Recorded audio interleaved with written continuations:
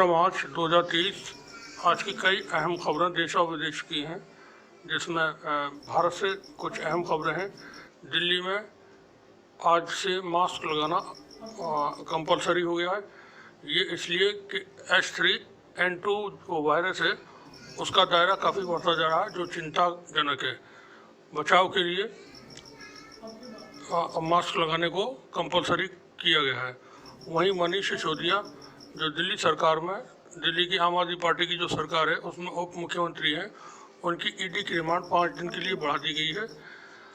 नैनीताल में भारी ओलावृष्टि हुई है, जिसकी वजह से मैदानी इलाकों में ठंडी हवा चल रही है और ऊंचे जो इलाके हैं उसमें बर्फबारी होने की उम्मीदें हैं, इसलिए वहां पर येलो अलर्ट जारी किया गया है।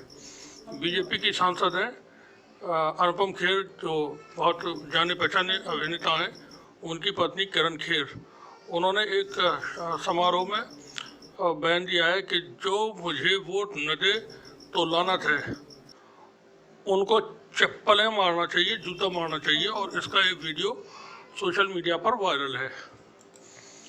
वहीं आज जो पार्लियामेंट के अंदर मानसून सेशन का ये दूसरा चल रहा है, दूसरा हिस्सा, और आज राहुल गांधी को बोलना था। एक दिन पहले उन्होंने पार्लियामेंट के अंदर पहुंचे थे कल, और उसके बाद जैसे ही वो पहुंचे 1 ही मिनट के अंदर पार्लियामेंट का सेशन और अगले दिन तक के लिए रद्द कर दिया गया था। आज सेशन शुरू हुआ। सेशन शुरू होने पर बता दें कि कल फिर राहुल गांधी ने जो घटनाक्रम हुए थे उसके बाद एक प्रेस कॉन्फ्रेंस की थी और उसमें कहा था कि मैं बोलना चाहता हूँ, और जो आरोप मेरे ऊपर लगाए हैं उन पे मुझे पार्लियामेंट के ही लोगों ने लगाए हैं, मिनिस्टर्स ने लगाए, 4 मिनिस्टर्स ने, तो मुझे उनका जवाब संसद में देने की अनुमति मिलना चाहिए। आज जब वो पार्लियामेंट पहुँचे, सेशन शुरू हुआ, तो उसके कुछ देर के बाद ही संसद की जो कार्रवाई थी उसको सोमवार तक के लिए, चूँकि कल सैटरडे है और उसके अगले दिन संडे है, तो सोमवार तक के लिए स्थगित कर दिया गया। और इस दौरान जो बड़ी घटना हुई वो ये थी कि पार्लियामेंट के अंदर जो माइक होते हैं, माइक पे बोलने पर पहले कार्रवाई होती थी, आज पूरी तरह से म्यूट ही कर दिया गया कि कोई किसी को कुछ सुनाई न दे। और इस दौरान जो संसद के सभापति हैं लोकसभा के, वो भी जो कुछ बोल रहे थे उनके वाक्य भी साफ साफ समझ में नहीं आ रही थी किसी के भी। ये सब कुछ जो संसद के अंदर इस वक्त घमासान मचा हुआ है, दरअसल वो राहुल गांधी ने जो गौतम अडानी समूह के ऊपर हिंडनबर्ग की रिपोर्ट में बहुत ही गंभीर आरोप लगे हैं, और ये आरोप इतना ज़्यादा गंभीर है कि ये देश की सुरक्षा से जुड़ा हुआ मामला है। ये सिर्फ करप्शन से तक सीमित नहीं है। जब इसकी जांच होगी तो वो देश की सुरक्षा उसमें सामने आएगी कि पूरी तरह से सरकार की मिलीभगत से और सरकार के सहयोग से गौतम अडानी ने देश की सुरक्षा के साथ खिलवाड़ किया है। 1980 के दशक में एक फिल्म बनाई गई थी, बहुत मशहूर फिल्म है अपने वक्त की, अली बाबा और 40 चोर। उसका एक छोटा सा गाने का अंश आपको सुनाते हैं, उसके बाद बाकी बात आगे बढ़ाएंगे। पहले वो गाने के बोल सुने।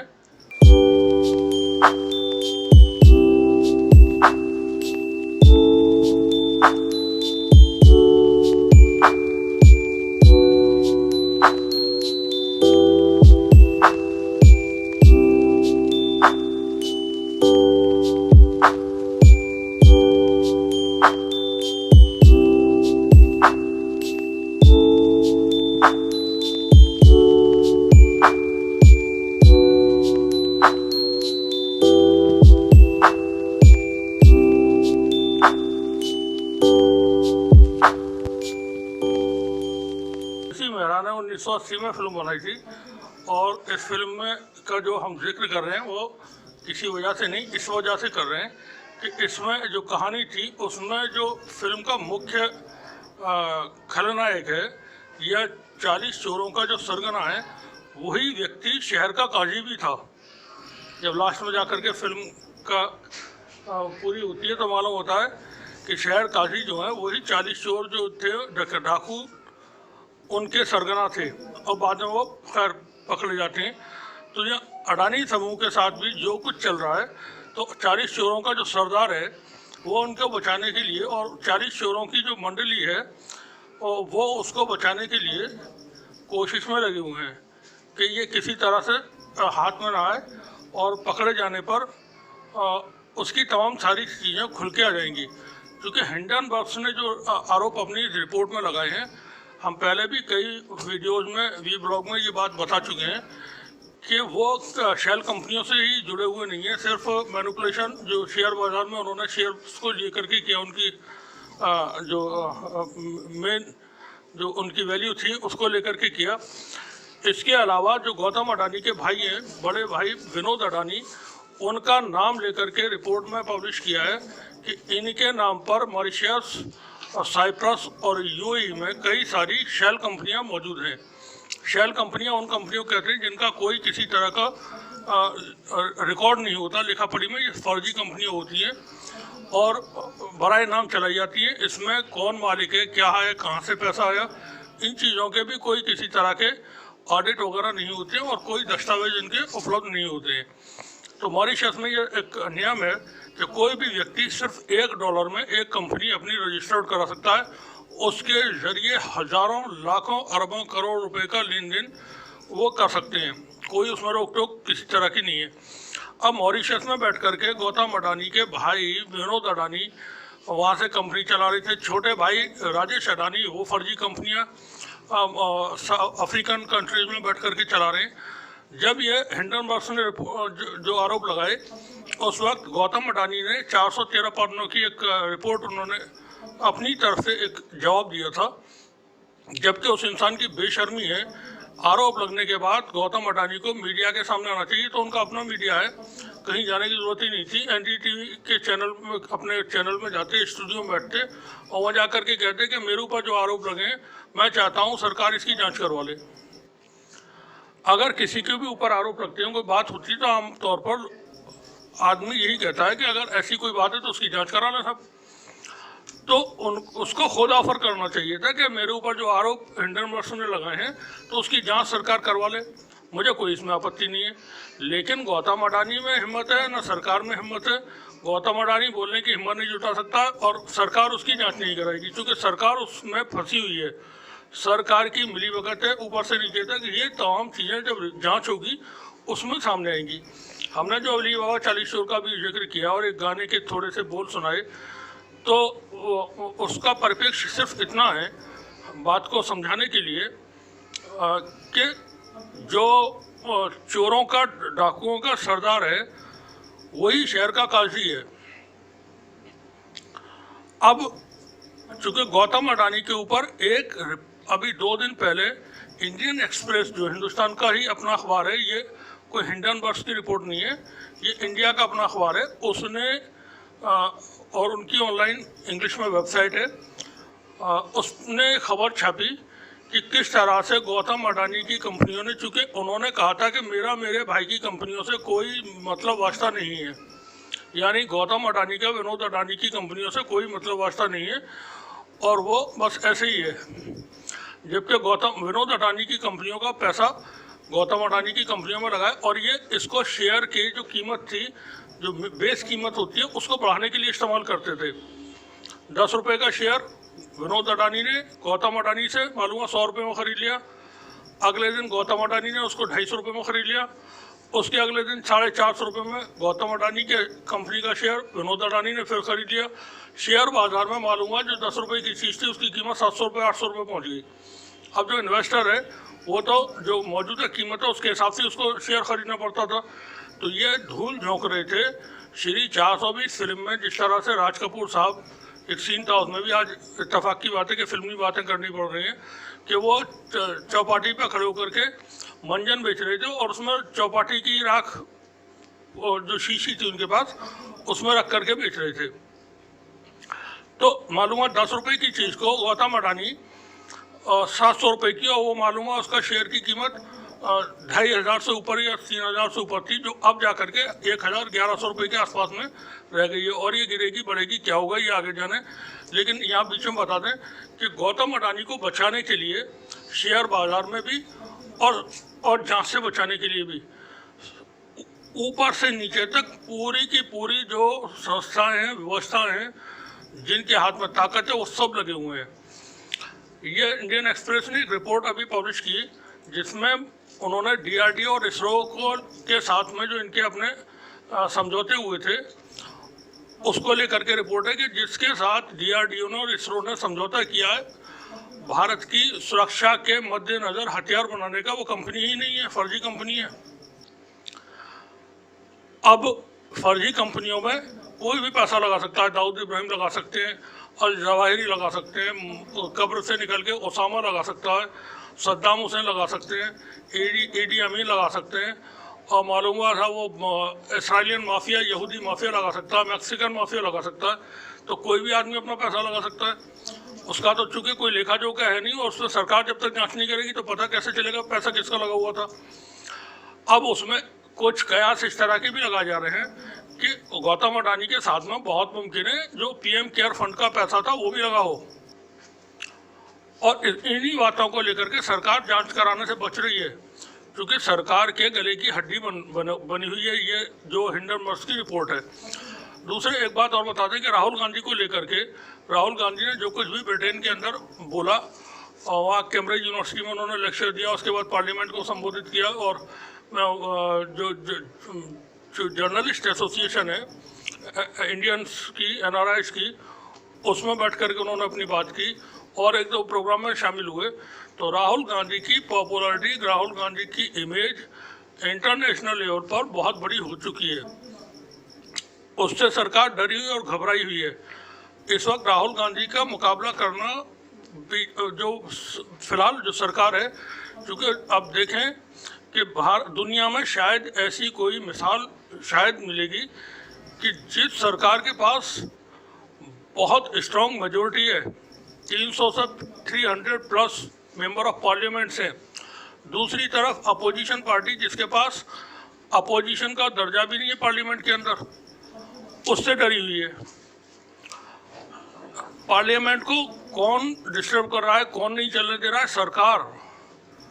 अपोजिशन पार्टियों पे आरोप लगते थे कि अपोजिशन पार्टियां मुद्दे उठाती थी, पहले हंगामा करती थी वो बहुत सारी चीज़ों को लेकर के, और पार्लियामेंट एडजर्न हो जाती थी। लेकिन अब के आज के वक्त में सरकार की तरफ से हंगामे हो रहे हैं। इसलिए हंगामे हो रहे हैं कि अडानी के ऊपर बात ना हो, अडानी की जांच की बात ना हो, और पार्लियामेंट में माइक पहले बंद कर दिए जाते थे, अब पूरी कार्रवाई को ही म्यूट कर दिया था। आज बहुत सारे ऐसे वीडियोस मौजूद हैं और लोगों ने मीम्स डाले हुए हैं सोशल मीडिया पे, ट्विटर वगैरह पे। यहाँ कुछ लोगों के अपने विचार हैं। ये मधु कोठारी हैं, ट्विटर यूज़र हैं। इन्होंने ट्वीट किया, राहुल गांधी ने कल संसद में बोलने और जवाब देने का मौका क्या मांगा, आज पूरी लोकसभा की बोलती बंद हो गई। ट्रोल मंत्री के पश्च चेहरों को देखिए और खुद तय कीजिए कि लोकतंत्र का मंदिर कितना लोकतांत्रिक है। राज्यसभा दिन भर के लिए स्थगित हो चुकी है। ये संजय सिंह आम आदमी पार्टी के लीडर हैं, सांसद हैं। उनका एक बयान है, PM मोदी और उनका चेला कान खोलकर सुन ले, अडानी घोटाले पर छोड़ूंगा नहीं, चाहे फांसी पर चढ़ा दो। ये कौन कह रहे हैं? संजय सिंह, आम आदमी पार्टी के नेता, जिस आम आदमी पार्टी के कई सारे वरिष्ठ नेता और मंत्री इस वक्त जेल में हैं, फिर भी वो नहीं दब रहे हैं और वो बहुत चैलेंज के साथ अपनी बात को बोल रहे हैं। इतना करेज बीजेपी के अंदर नहीं है। बीजेपी के लोग इस वक्त ट्रोल करने पे लगे हुए हैं और राहुल गांधी क्षमा मांगे, राहुल गांधी माफ़ी मांगे। कौन लोग बोल रहे हैं? मिनिस्टर्स राजनाथ सिंह, JP नड्डा, स्मृति ईरानी और आपके वो गोली मारो सालों को वाले जो मिनिस्टर थे, अनुराग ठाकुर, और एक और है वो बहुत भद्दी जवान हो जाएगी, इस तरह की बात इस्तेमाल नहीं करना चाहिए, वो जो आतंकवादियों की सरगना है प्रज्ञा ठाकुर, जिसके ऊपर आतंकवाद के तमाम दहशतगर्दी के आरोप लगे हुए हैं। कई सारी वारदातों में उसका नाम है। मक्का मस्जिद से लेकर के अजमेर ब्लास्ट तक, समझौता एक्सप्रेस ब्लास्ट तक उसके नाम शामिल हैं। वो लेडी बोलती है राहुल गांधी को देश निकाला दे देना चाहिए।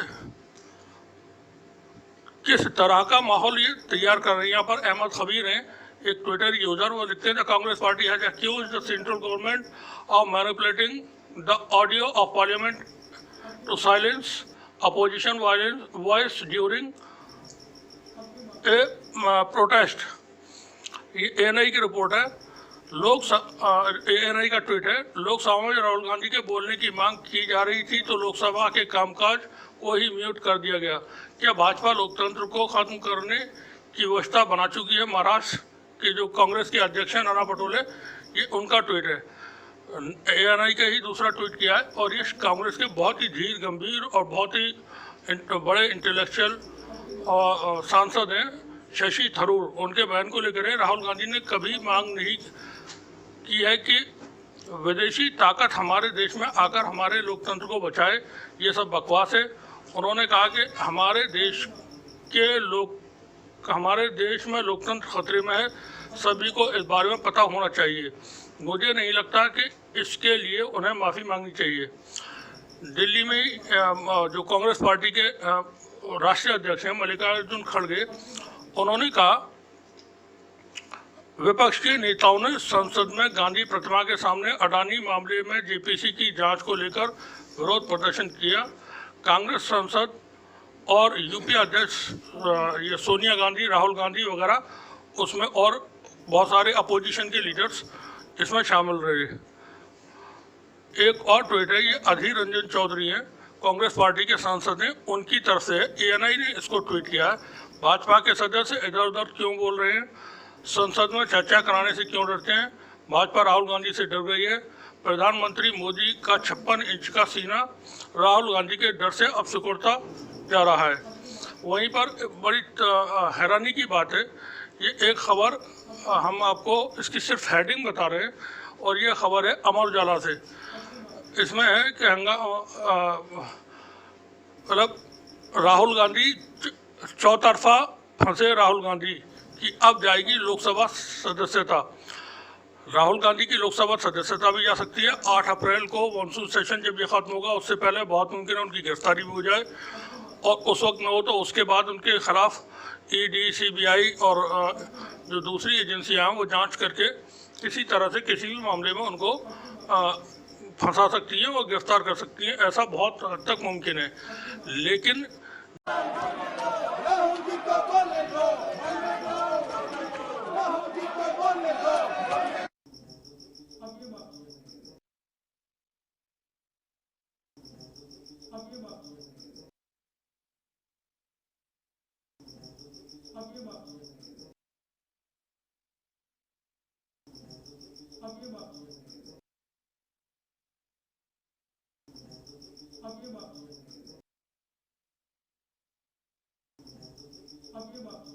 ये हमारा परंपरा है सर। परंपरा के दौरान विपक्ष को जो सुविधा मिलना चाहिए, जो अधिकार मिलना चाहिए, वो परंपरा को खत्म कर रहे हैं सर। और निशिकांत को बुलाओ। राहुल जी को बोलने दो, राहुल जी को बोलने दो।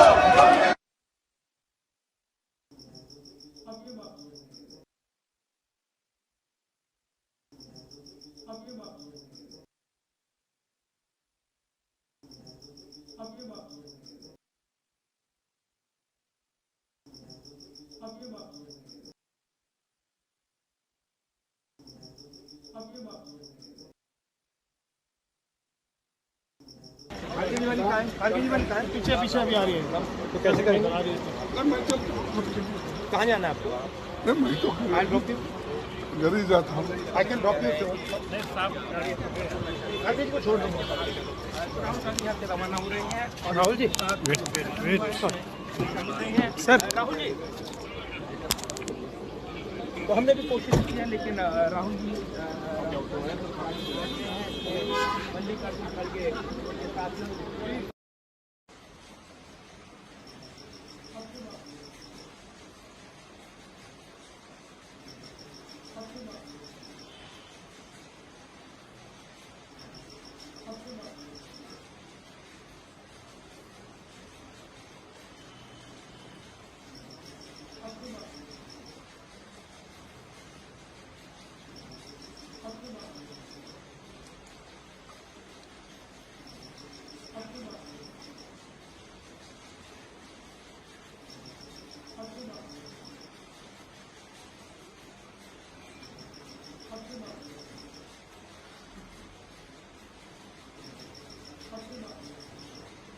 पूरी सड़क बनाई, उधर पानी भर जाता था। अगर दीप कॉम्प्लेक्स में एक भी बंदा मेरे को वोट ना डाले तो फिर बड़े लानत की बात है, जाकर छितर फेरने चाहिए उनको, क्योंकि जितनी मैंने इतने पैसे देके